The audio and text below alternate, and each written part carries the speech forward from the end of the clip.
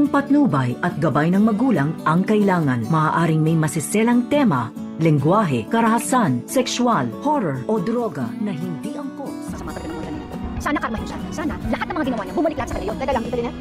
Mami ko pa rin pinag-usapan natin ito ha. Narito na nga ang ating pakabangan ngayong Sabado sa Abot Kamay na Pangarap. Nagtulong-tulong na nga ang mga ito na hanapin itong si Moira at naghihiwalay at magkasama itong si Lynette at itong si Doc Lindon at itong si Annalyn at itong si RJ. At hindi naman sumama itong si Zoe dahil masama daw di umano ang kanyang pakiramdam. At dito nga na tinawagan ni Carlos Benitez itong si Zoe na wala na daw ang kanyang ina doon sa Nagoya o doon sa Mount Fuji dahil nandyan na raw sa Nagoya Hotel. At dito naman na kinakabahan itong si Zoe dahil nandun din sila sa Nagoya Hotel kung saan ay nag-check-in sila doon. At dito nga na sinabi ni Carlos na hintayin na lamang ang tawag ni Moira. At dito rin, maya-maya may tumawag kay Zoe at ito na nga ang kanyang ina. At ibinalita na napakaganda daw dito sa Japan at nagulat itong si Moira nang sabihin ni Zoe na nandito din siya sa Japan upang hanapin daw siya. At dito naman na nagsabi itong si Moira na magte-text daw siya upang makipagkita dito kay Zoe nang sa ganon ay makausap niyang kanyang anak.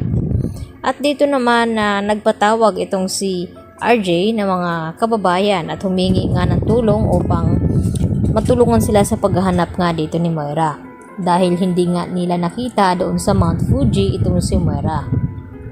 At dito nga na nagpaalam itong si Zoe na mag-restroom dahil nag-chat na nga sa kanya itong si Moira na nasa may fountain nga daw siya. At maya-maya naman ay dumating din itong si Annalyn at hinanap si Zoe at itinuro naman ni RJ na nandun daw nag-restroom. At nang sinundan nga ni Annalyn ay napansin ni Annalyn na may kausap na isang babae itong si Zoe. Nakala ni Annalyn na baka si Moira daw ito. At dito naman na sinubukang mag-deny dito ni Zoe. At hanggang sa hindi nga nila ito na pansin itong si Moira.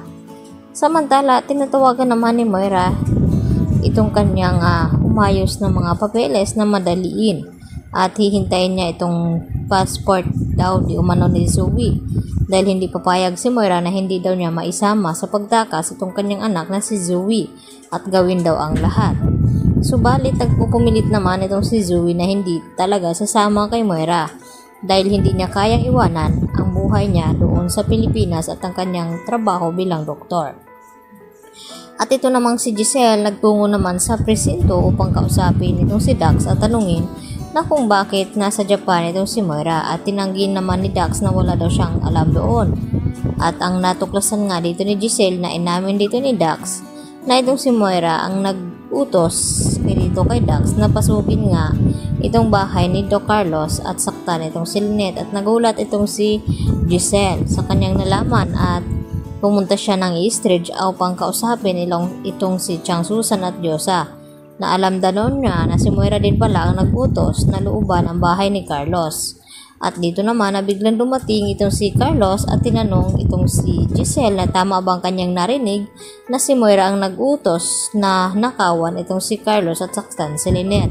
At nagulat nga ng husto itong si Carlos sa kanyang mga nalaman na nagawa niyang tulungan itong si Moira sa kabila ng nagawa nito sa kanila ni Lynette. At dito nga nalaman ni Lynette ang ginawa ni Moira na siya ang nag-utos na pasukin ang bahay ni Carlos.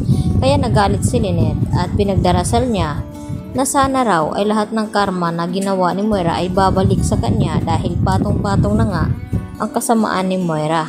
At dito naman ay hindi makatiis ito si Zoe na sumagot na mami niya pa rin daw ang kanilang pinag-uusapan. At dito rin na sumagot si Lynette na akala ba daw niya kaya siya sumama itong si Zoe sa Japan upang tulungan sila sa paghahanap kay Moira upang mahuli nga ito. At agad naman natahimik ang lahat. Kaya yan naman ang ating pagkatutukan bukas kung dito na nga ba mabibisto itong si Zoe sa kanyang pagsisinungaling na wala nga siyang alam dito sa mga sinasabi ni Lynette at Annalyn.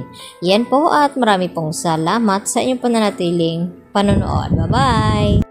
Paano magiging stable ang blood sugar level after 10 days? Ngayon, ibabahagi ko sa inyo ang isang method kung paano mapapabilis na ma-stabilize ang blood sugar at maiwasan ang mga komplikasyon ng diabetes nang hindi kinakailangan ng maraming Western medicine o insulin injection. Ang Satoshi Diabetes Effervescent Tablet. Unang beses itong napamangha ako ng isang gamot na ligtas at mabilis na epekto. Nakakatulog na ako ng mahimbing sa gabi, di ba? Hindi na nakakaramdam ng pagod. Pagkatapos ng 20 araw, nawala na ang pamamanhid at sakit ng aking mga paa.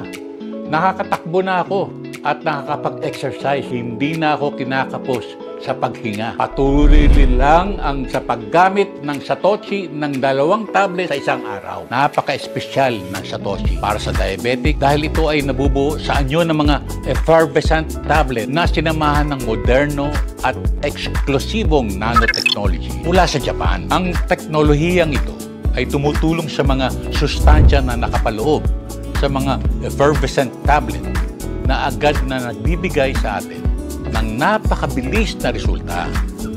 Kaya, 10 araw lang makikita ang effect. Ang mga sintomas tulad ng doktorya, pagkapagod, pamamanhid sa mga paa, at mababang asukar sa dugo ay unting-unting babalik sa isang matatag na antas. Para sa mga pangmatagalang diabetes o kailangan mag-inject ng insulin araw-araw, kailangan mong kumuha ng 5 o higit pang mga kahon ng Satoshi at patuloy na uminom sa loob ng 2 hanggang 3 buwan makamit ang pinakamahusay na mga resulta. Pinapangako ko sa inyong lahat na pagkatapos ng 10 araw na paggamit nito, mawawala ang inyong nocturia at ang iyong pagod. Sa susunod na 20 days, mawawala ang pamamanhid sa mga kamay at paa. Pagkatapos ng 40 araw, ang inyong asukar sa dugo ay naging matatag sa 6 points at hindi ka na mag-aalala tungkol sa mga komplikasyon ng diabetes. Magtiwala kayo sa akin na regular na ginagamit ang Satoshi Effervescent Tablet na ito. Araw-araw ay tiyak na makakatulong sa iyo na patatagin ang iyong asukar sa dugo. Meron din ako magandang balita. May promo ang Satoshi. May 50% discount. Buy 2, get 1 free. Buy 3, get 2. Buy 4, get 3. Buy 5, get 5 free. Satoshi, #1 effervescent tablet in the Philippines.